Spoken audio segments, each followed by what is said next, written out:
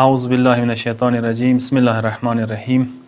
ټول مخکې 15 شعبان نیمه شعبان مناسبات سره ټول مؤمنینو مؤمناتو مسلمانو ته عالم اسلام ته مراجعو ته خصوصا خود زمانه مولا ته هدیه تبریک و تهنیت عرض کو و د مولا والد بزرگوار ته هم هدیه تبریک و تهنیت عرض کو. ډیره مبارکه شپه او مبارکه ورځ ده چې د ورځې د ما او تاسو زمانه امام څنګه ولی العصر ده، څنګه صاحب الزمان ده، هغه ولادت او تولد پر نور مبارک شوه ده او دا شپه او دا ورځ ډیره مبارکه ده. روایتو کې څه وخت سي د شپې ډیر فضیلت او ډیر عظمت او ډیره بزرګي ذکر شوی ده، څه د برکات ولا شپې نو تویل شوی دي 15 شعبان شپې ته.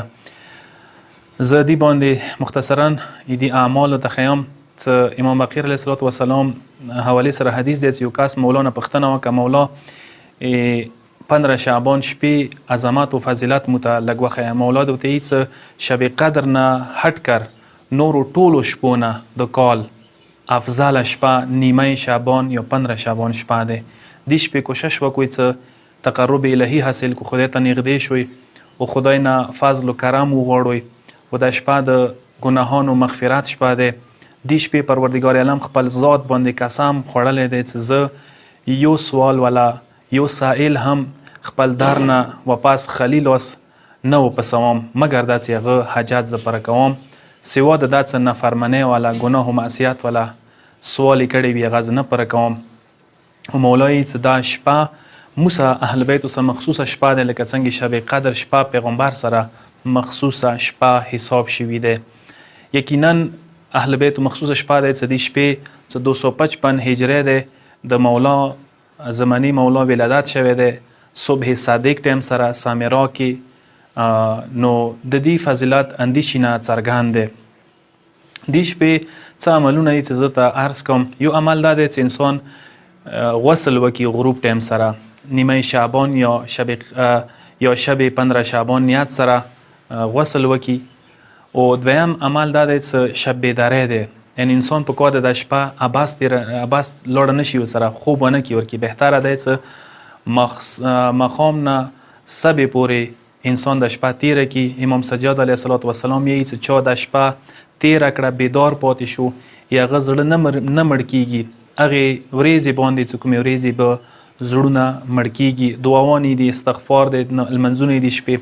چې ټول نه بهترین یو عمل د دغې شپې دا دی چې انسان امام حسین علیه السلام زیارت وکړ دی ولولي.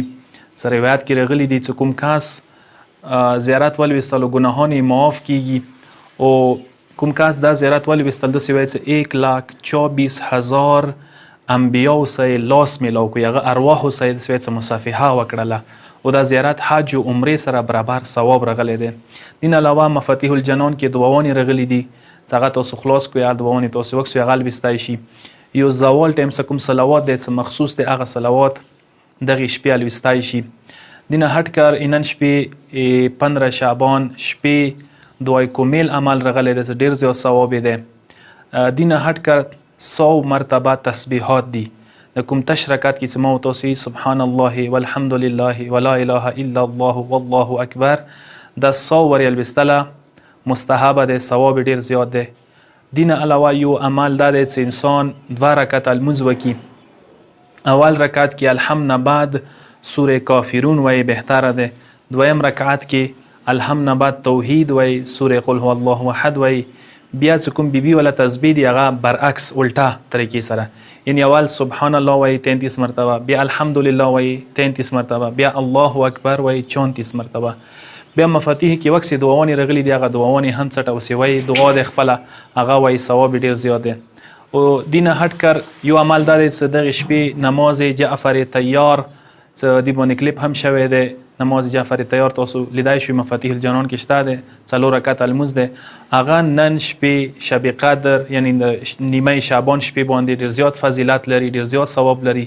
دین علاوه یو 4 رکعت المنځ دی کچوږي کوای شي، دا هم مستحب دی. چې خو ګران لګ دسې دی چې دی کې الحمد نه بعد هر رکعت کې 100 مرتبه قل هو الله احد الوستله دی.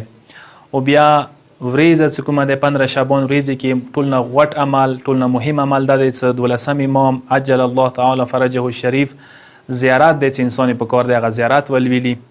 او اخیری یو شي ته اشاره کوم، هغه دا څه کله دا میاشته اخیری 3 ورځې راشي، یعنی 27 28 29 یا 28 29 30 دی 3 ورځو کې روژه مستحبه ده چې انسان یې ونیسي وساتي.